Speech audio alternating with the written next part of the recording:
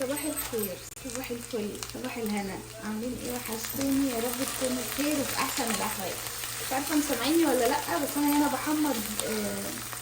حطيت، انا لسه صاحيه مش مركزه ولسه ما فطرتش، يا دوبك عملت بس ايه روتين الصباحي كده في السريع. بصوا حطيت هنا شويه زيت، وحطيت بصلتين كبار او 3 بصلات كبار، ولما البصل بدأ يدخل في اللون حطيت له هريسة شطة اللي انا بعملها تحطها في التلاجة دي، اللي هي الفلفل الحامي، حطيتها وايه، واشوح البصل كمان شويه. طب انا بعمل ايه؟ انا صاحيه من الصبح كده بعمل ايه؟ اخر مره معاكم كنت عامله الطماطم عصراها اللهم صل على النبي، سلقاها هي والبنجر وعصراها وضربها يعني، وحطيتها في البوله دي وعينتها في التلاجة لما كنا بنعمل تنظيفات الخميس، وعينتها في التلاجة وقلت خلاص هبقى افرزها، هبقى اسبكها في يوم تاني، لان انا خلاص ما كنتش قادره، كنت تعبت وجبت اخري في التنظيفات وكده. فخلاص بقى صحيت النهارده. احنا النهارده عدينا يومين 3 تقريبا، مش عارفه النهارده 2 التلات والله ما فاكره. اللهم صل على النبي. قلت بقى ايه، صحيت من النوم انا كسلانه عن المحشي بطريقه لا تتخيلوها، واول مره ابقى كسلانه قوي كده، كسلانه. فقلت لا خلاص، صحيت من النوم من على السرير وخلصت طلباتي، الحمام بقى وصاله وحاجات من دي، والله على المطبخ جري حتى لسه ما فطرتش. اول حاجه عملتها طلعت الحله، طلعت البصل مش عارفه ايه، يلا هوب في ثانيه. فانا ناويه ان انا اصور لكم، ونسيت ان انا كمان اشغل الكاميرا من كتر ما انا لسه ما صحصحتش قوي. بحط فيها صلصه طماطم، دي صلصه جاهزه يعني متفرزه. بحطها ليه؟ عشان خاطر تعزز معايا طعم الطماطم، لان انا عامله كميه متفرزه تعزز معايا اللون، عشان خاطر الطماطم ما كانتش حمرا قوي، مع اني حاطه لها بنجر، بس هي اصلا ما كانتش حمرا، الطماطم كانت خضرا صفرا. ايه خضرا وصفرا دي؟ كانت يعني ايه مغبره كده، فيها حته صفرا كده. يلا يا بابا، حطيت بس ايه 1.5 من الطماطم المتفرزه، ممكن تستغني عنها لو انت الطماطم بتاعتك حمرا، يعني الطماطم بتاعتك حلوه خلاص تستغني عن ايه، عن حته الصلصه.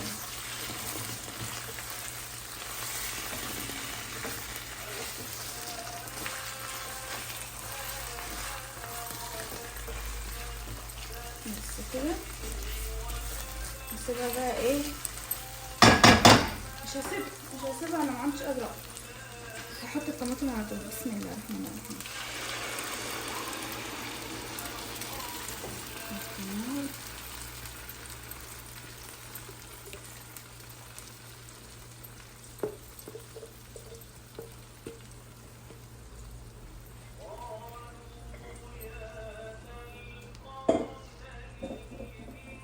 كل اللي انا هعمله حالا هجيب بس شويه سكر،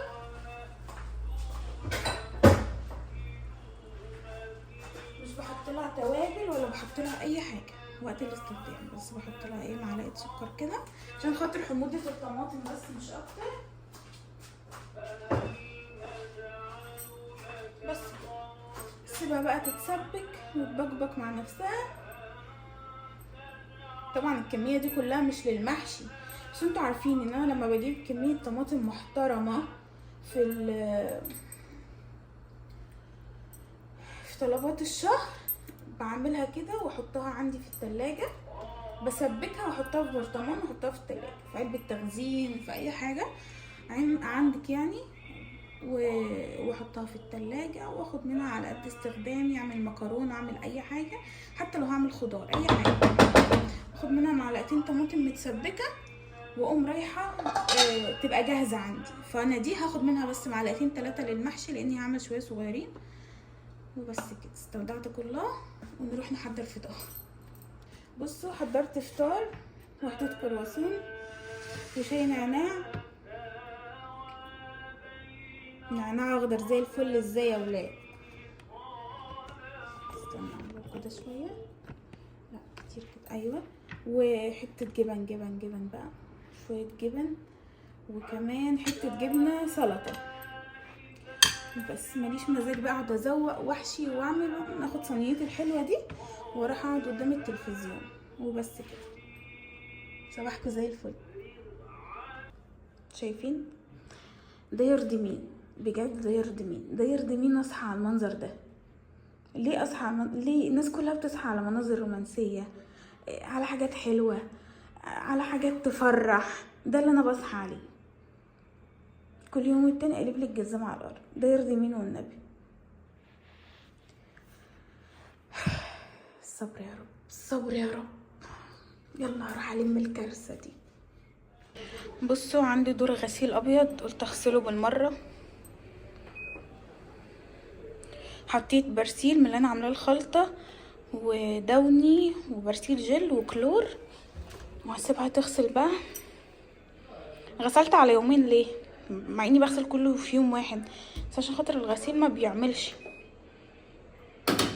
بينشفش بسهوله. يعني شايفين الخمار ما بينشفش بسهوله. شلت نصه طبقته ونصه التاني مستنيه ينشف. على ما ده يخلص يكون الغسيل نشف، وهكذا. يعني انا كده لما ببقى متضايقه ومخنوقه بسحل نفسي في البيت، بطلع لي شغلانه. عشان انا لو سبت نفسي لدماغي هتعب انا خلقه. كمان طبقت غسيل اهو، والغسيل ده كله علقته على شماعات يدخل بقى ايه يتعلق وكده. واخد الغسيل ده كمان عينه الاسدال الاسود ده هعلقه على شماعه دلوقتي. تعالوا نقطع الخضره. معايا هنا شبت وكزبره وبقدونس. هقول لكم الفرق ما بين للبنات اللي مش عارفه الفرق ما بين الشبت والكزبره والبقدونس. الشبت معروف، الشبت اهو، تعالوا هنا. الشبت معروف، الشبت اللي هو الورق بتاعه ده شبه ورق النجيله ده. بصي البقدونس بتبقى ورقته طويله وكده 3 فروع بس. البقدونس 3 فروع بس، ده البقدونس. بصي بقى الكزبره مشرشره. بصي الشرشره بتاعت الكزبره، شايفه؟ اكتر من 3 فروع، وكمان مشرشره.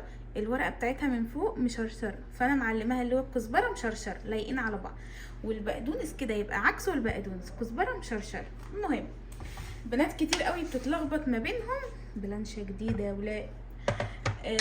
بنات كتير قوي وانا واحده منهم. يعني انا كنت بتلخبط زمان بقى ما بينهم. دلوقتي الحمد لله خلاص بقيت بعرف الفرق ما بين التلاته.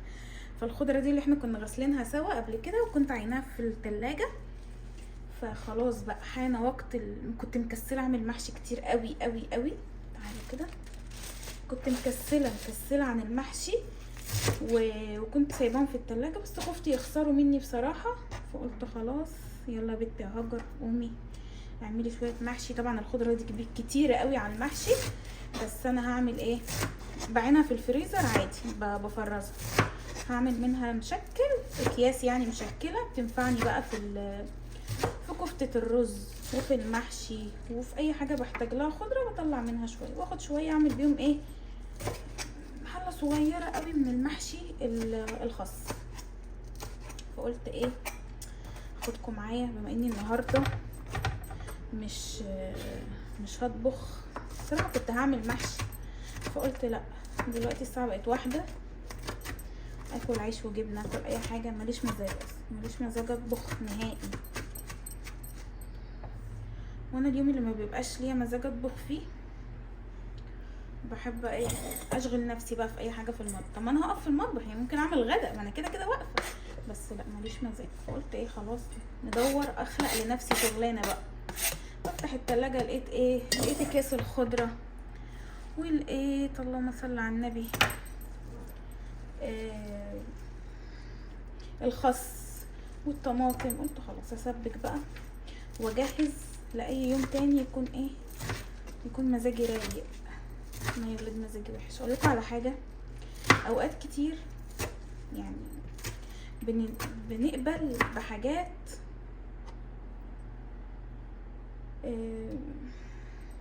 بنرضى بحاجات هي الحاجات دي ما هيش شبهنا ولا طبعنا ولا زينا ولا، بس بنقبل. ليه بنقبل؟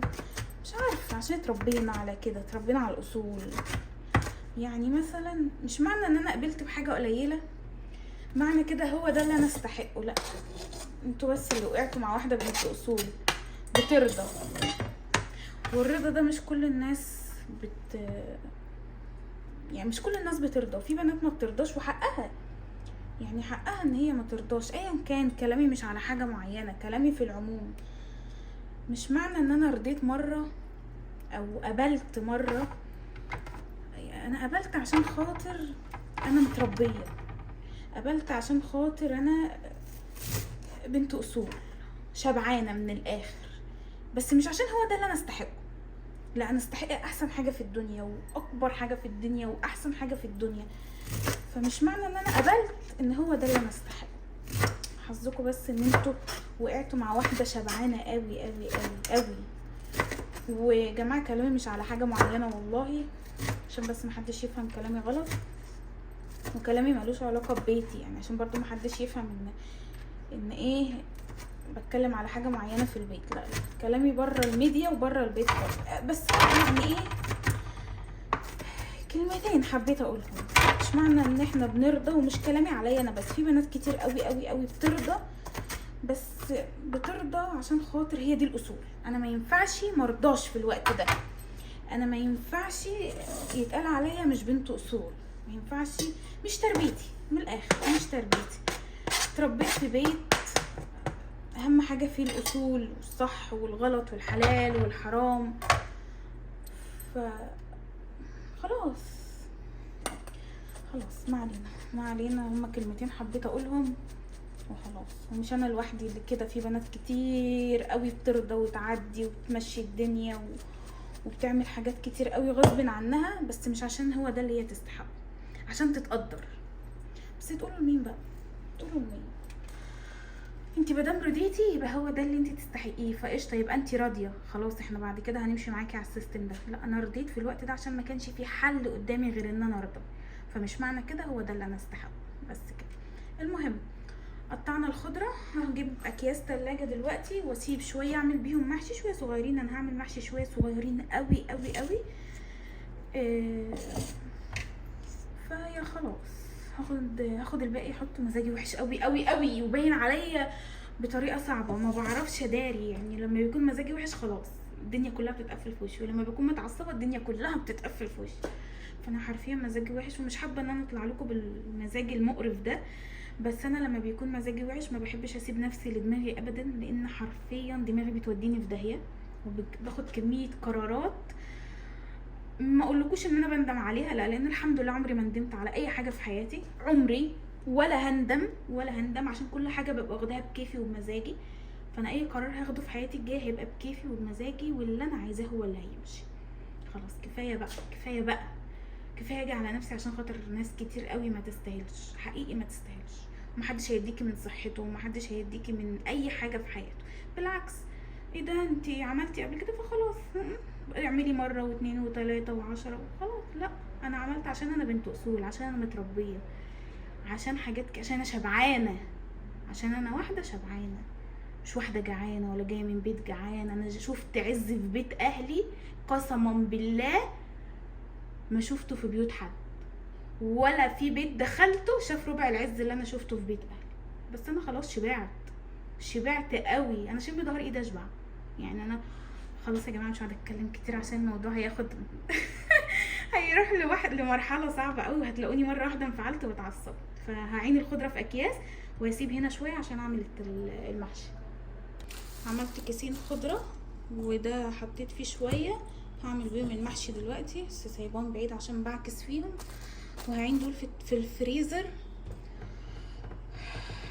واعمل شويه طلبات بقى. مش عارفه، يعني هلاقي اي حاجه قدامي في الفريزر اطلعها اعملها، مفيش حل غير كده عشان اسحل نفسي في المطبخ على قد ما اقدر. يعني بصوا الطماطم اللي انا سبكتها عملت لي ده كله وده كمان، وحطيت هنا كمان شويه طماطم على الخضره عشان خاطر احط عليهم رز وتوابل وتبقى دي خلطه المحشي. والاتنين دول هدخلهم التلاجة دلوقتي، ودول سبتهم عشان افرشهم في ارضيه المحشي. طلعت كمان الخس عشان احشيه. وهنا عندي البوتاجاز، الحمد لله الطماطم ما عملتهاش معايا، البوتاجاز نضيف وزي الفل. ودي سايباها عشان هحشي فيها، فانا سايباها عشان احشي فيها مش هغسلها. تعالوا هنا بقى طلعت ايه، عندي شويه مواعين اغسلها بالمره وانا واقفه. طلعت بقى ايه، بانيه. طلعت، انا كنت مفرزه البانيه كده قطع كده، كل قطعه في كيس. هعمل كفته. طلعت كذا كيس، هحط واحده في المحشي، هعمل محشي بالبانيه واحط الفراخ في النص، هحط الفراخ في نص المحشي كده. ونعمل بقى ايه، نشوف بقى نعمل كفته فراخ، نعمل اي حاجه، نشغل نفسنا. هعمل ايه دلوقتي، هغسل المواعين. كل اللي انا هعمله دلوقتي ان انا هغسل المواعين. طلع، احط هنا بريل واطلع سبونشه نظيفه واغسل شويه المواعين دول، هما مش كتير، هما كلهم كوبايات وحاجات بسيطه يعني.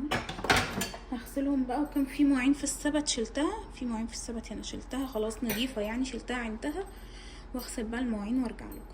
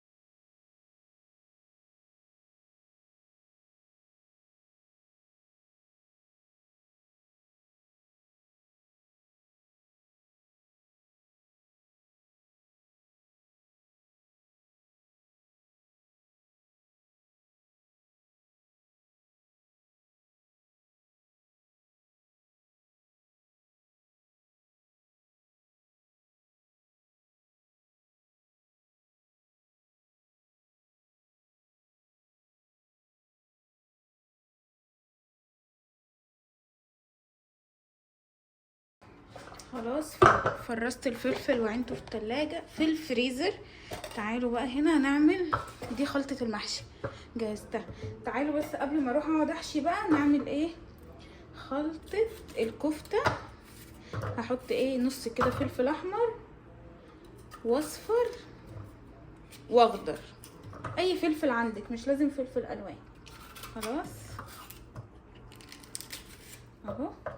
وهحط معاهم بصلايه،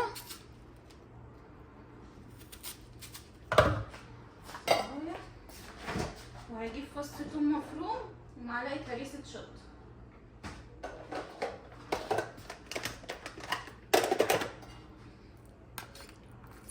فص ثوم، لو عندك حطي ايه 3 4 فصوص ثوم كده مفرومين، لا يعني هي يتفرموا بقى لو انت عندك صحيح، بس انا ما عنديش مفروم. هعيط اخر حته ان شاء الله. اجيب بقى في مشتريات الشهر الجاي، ان عشنا وكلينا عمر، ده لو جبنا بقى تاني. هفرمهم واصفيهم عشان انا مش هينفع اخد ميتهم. هفرمهم هما الاول قبل ما احط الفراخ او اي حاجه واصفيهم. بس هسيبها هنا شويه عشان انقع الفراخ. تعالوا اوريكم انا عملت ايه. بصوا هنا خلطه الكفته، وهنا نقع الفراخ مقطعه مكعبات ونقعاها، ونقع كمان صدر معاها. وهنا جهزت الصينيه بتاعتي اللي هحشي فيها، والبانيه اديته بس تشويحه، وده السمنه بتاعته. وهنا جهزت خلطه المحشي، حطيت رز بسمتي، ما عنديش رز مصري بس نقعته شويه. وهنا غسلت ده بميه سخنه بتغلي بس عشان يهدى معايا شويه عشان اعرف احشيه. هحط هنا، حطيت الخضره، شويه زيت بس كده صغيرين نلمع بيهم الدنيا، شويه زيت هنا كمان.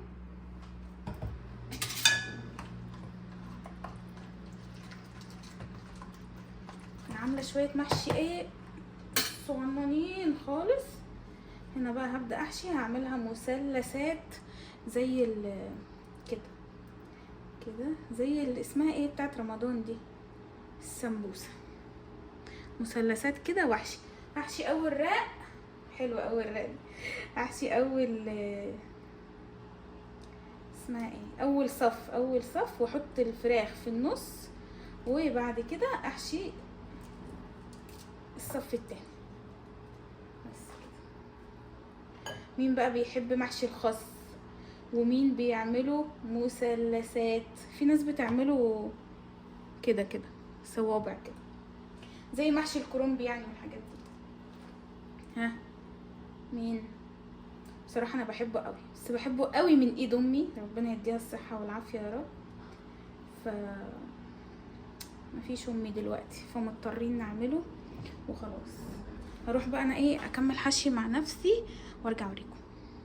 خلصت، حطيت الفراخ في النص، هو رق واحد، هي طبقه واحده تحت والفراخ في النص، ودول الشويه اللي فوق هي هايشه شويه عشان خاطر الخس بيبقى هايش كده، يتحط عليه الميه بتاعته وهيبقى زي الفل. شوربه ميه ايا كان، انا بس ايه ميه.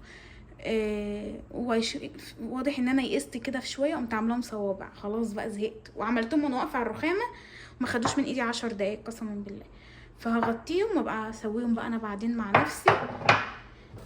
مش عارفه والله اسويهم النهارده ونتغدى بيهم، بس انا كده انا هاكله لوحدي يعني. صالح ما بياكلش المحشي، فمش عارفه، ما علينا. والله سويته النهارده، سويته بكره، سويته بعده، ما هياش فارقه. تعالوا بقى هنا فرمت الخضار اللي انا قلت لكم عليه. شايفين فيه ميه كتيره ازاي؟ لازم اصفيه. اروح اجيب المصفى، نسيت. لازم مصفى ضيقه عشان خاطر تصفي معانا كل الخليط، تصفي كل الميه يعني من غير ما ينزل فيها تفل الفلفل والبصل والثوم اللي احنا عاملينه.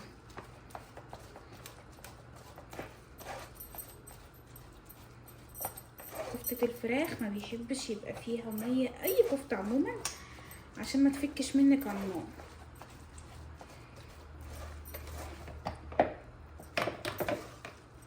نضغط عليها كده ضغطة ايه حلوة ومحترمة وبس كده. هرجعهم تاني، لسه في ميه، شايفين الميه؟ الفلفل الالوان بيبقى فيه ميه، والبصل فيه ميه.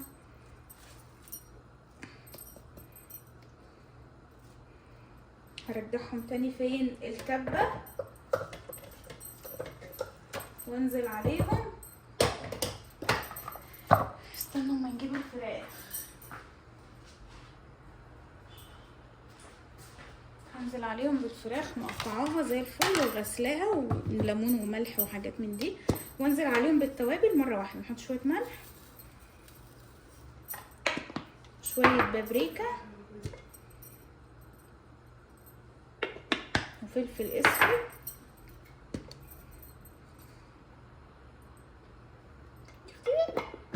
مش مهم. تحسوا ان الشاشه ملغوشه. احط شويه بهارات مشكله، بهارات مشاوي، واي بهارات انت بتحبيها حطيها. انا هحط شويه بهارات مشاوي بما اني هشويها بقى وكده، شويه صغيرين بس كده.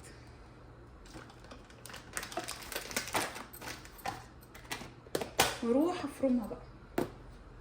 تعالوا بقى نشوف. عملت هنا الكفته، مش قادره اصبعها، هعينها في التلاجة وبكره اصبعها. ودي ايه؟ دي العصاره اللي نزلت من الفلفل والحاجات دي، هعينها اصبع بيها الكفته بكره، تديها طعم حلو قوي، بالذات لو احنا هنشويها على الفحم وكده، يبقى دول هيخشوا التلاجة. مع الفراخ كنت نقع صدر تخين كده، نقعته هنا تاني بليمون، كنت عايزه اعمله وصفه في الفرن، فبكره ان شاء الله. خلاص، يبقى احنا عملنا ايه؟ دي انتاجات اليوم. والفلفل الالوان والخضره المشكله عينتهم في الفريزر، عملت نوعين فلفل، نوع بالطول ونوع بالمكعبات، عينت الاتنين، وعينت كيسين الخضره في الفريزر، وعينت علبتين الطماطم اللي احنا سبكناهم في التلاجة. هنا كنت عامله مخلل. تليفوني فصل بمساحه، فانا بصور لكم بتليفون تاني، فمش عارفه بقى، مش نفس الكواليتي اكيد يعني، عشان ده مش ايفون. بس ايه، كنت بوريكم يا ولاد ان انا عملت بتاع ده. كنت عامله اول امبارح الابيض ده توم مفروم، عشان ما عنديش توم سليم. اول امبارح يعني ده تالت يوم ليه للخيار، كنت عامله خيار، عملت خيارتين 2 وجزرايه واحده. خلاص، لان انا بس اللي باكله، والمخلل ملوش روح قوي، فبما انه استوى هدخله التلاجة. بس اسمعوا لي بس القرمشه.